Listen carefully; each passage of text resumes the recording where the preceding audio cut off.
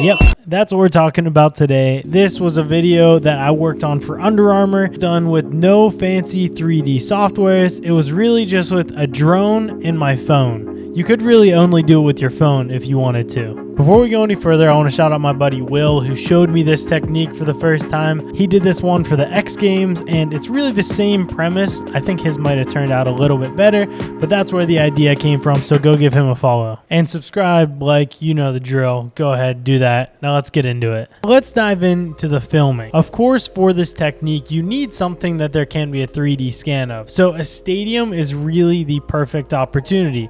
Some kind of statue could work well, but if it's a person and they're moving around a lot, that might not be your best bet. For this case, we were filming a basketball game, and this basketball game was for Under Armour, where they built this custom stadium in Atlanta.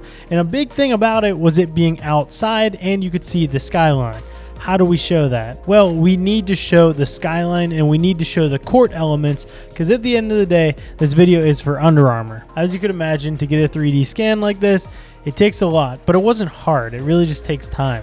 I popped the drone up and I just was constantly recording. I recorded just over 5 minutes of the entire scene, really just scanning everything. Started out just looking at all the logos, showing the court as a whole, getting different perspectives, because you want to show pretty much every angle of the stadium if you want the best 3D experience.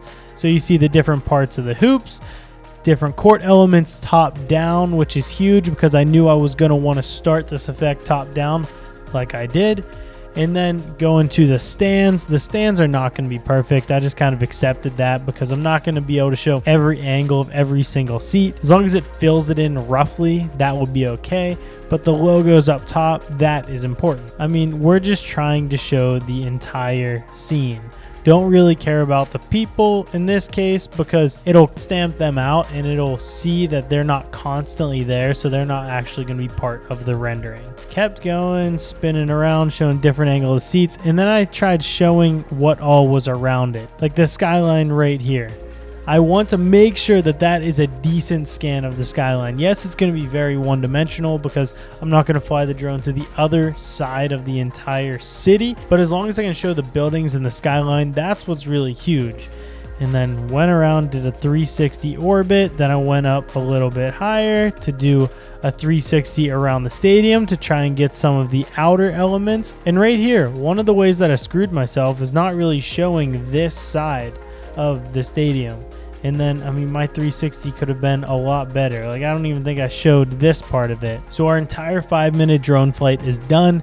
No, it wasn't the most exciting thing I've ever done before, but it's really a 3D scan. Getting every angle of it. This was just with my drone. It could also be done with your phone. To prove that, I scanned this UA Next statue with my phone. This is the video that I took with my phone, really just orbiting around it, trying to show the different sides, and then this is what it ended up looking like. You can really scan anything that you want with any camera that you want, but there are some quirks about it once you get into the app. The app that we're using here is called Luma AI. It's totally free. You just have to make an account. I personally signed in with my Google account, so it was free. I think I had 30 renderings per month, so I was totally comfortable there and didn't have to pay anything. I'm sure that'll change over time as this gets more popular though. Now diving into the app, and here's step by step how you can actually make this happen. Go ahead, click the plus. Once you're in there, you're going to go over to upload at the bottom. Find the clip that you want to import. For me, I know it's this 5-minute and 1-second drone clip. I'm going to click on that.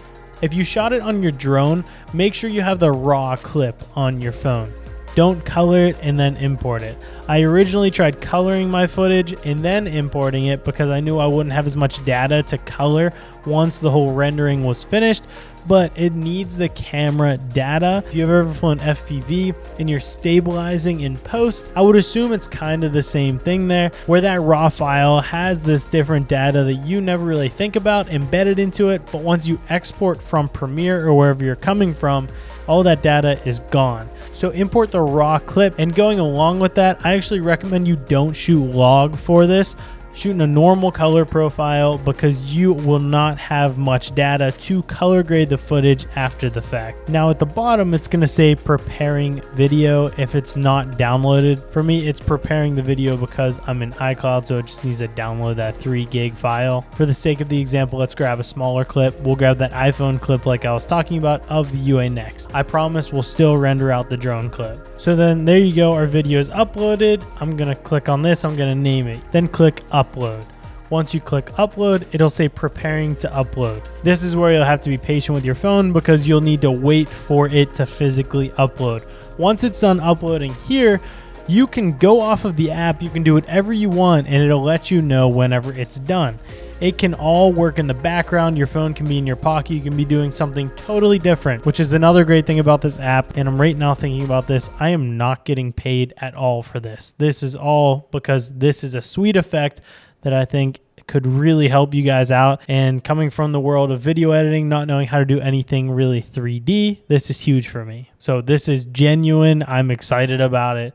Moving on. We're all uploaded now, and you see at the bottom, it says feel free to close the app. This is where you can totally forget about it, close the app, you're good to go.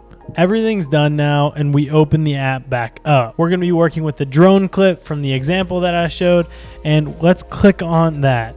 Right away, it's going to stabilize it all. So the AI, I guess, stabilizes it in some way. I haven't used this, haven't found a practical use for it. You see it even has that weird kind of AI look to it. This I don't want to use, but it has our scan completely done.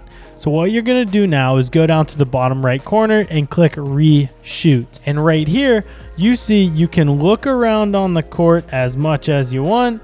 There's the skyline, there's the court. We got that huge detail in the court, which is massive. And we're going to go down and click custom. Now this is where you create your keyframes. Before we create any keyframes though, you want to make sure that your aspect ratio is correct. I know that my video that I'm editing is 9:16, so we're going to go down to the little square cropping tool, select the correct ratio, 9:16, which is fully vertical, great for stories, great for reels, TikToks, whatever it may be, and then create your first keyframe. For me, let's try and recreate what I did before. See, it kind of freaks out on you. We're going to go all the way out and click add keyframe. Now, as you see in the top, the bottom, on the sides, I didn't get a good scan of it top down, so it really fills in the blanks there and it's not perfect. It's okay though, because I'm going to blur it in post. So I started my keyframe, and now let's go to the next spot. Let's go all the way down into that Elite 24 logo. So it won't let us zoom anymore, but what you can do is right here, you see the 26mm. This will allow you to zoom in or zoom out. So let's go to the 57 there. And even if the logos aren't great right now, they actually turn out better once you export. So don't worry about it too much.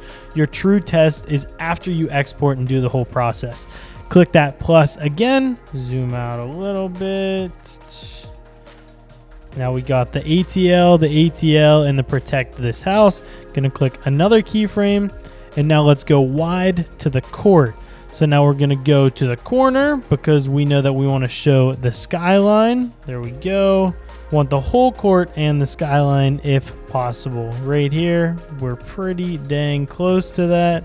Level out the horizon, and then there we go. That looks good to me. Now let's go to the other side where we whipped around. So zoom in, get over there however you really can.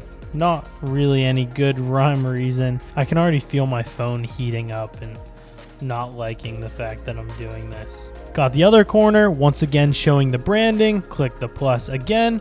Now we're gonna go all the way back out, get it roughly centered. We're gonna add another keyframe and then finish on the protect this house logo right in the middle, because I know the clients will be happy if that is where we end. Click the plus again. Now next step, since we have all of our keyframes created, is we're gonna click render down at the bottom. Make sure your frame rate is correct, your resolutions. I'm gonna choose 1080/30. 30 is gonna be smoother here, and yes, I'm gonna put it into a 24 frames timeline, but I think for something like this, the smoothness outweighs it being cinematic. And then once you have all your settings dialed in, click render. you'll get this pop-up saying success, and it's still going to take a couple of minutes to actually put that together. Now up top here, you see all the different renders that you've done. So this original one is that smoothing out that it did. And then these are all the different trials that I tried keyframing in different ways. Try a bunch of different perspectives, because sometimes when you go to one corner of the court, it's not going to really have a great scan of that, so maybe you go to an opposite side. There's no harm in really trying over and over again until you get it perfectly dialed in. When it comes to speed between the keyframes, you can adjust it in app, but if you're going to put it into a Premiere project or Final Cut, I would adjust the speeding up of it in there more than I would do in this app, because the app is not as intuitive, and I know I can dial it into however I want in Premiere. So here we go. It's ready to go. First Premiere. Starting out here, going into the Elite 24, center court, back there.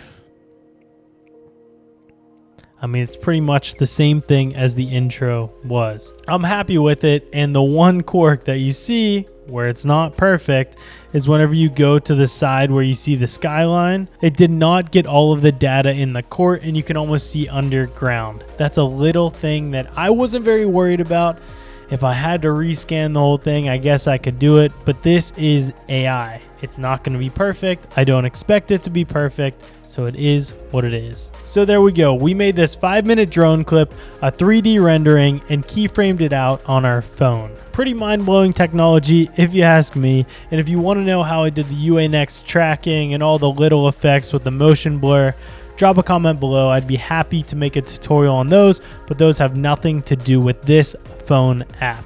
If this helped you, let me know down below. If you used it, be sure to send me your videos that you used it in. And of course, subscribe, like this video. I know it means nothing to you, but it helps me a ton. And as always, here's some of my favorite photos from the past week. Peace.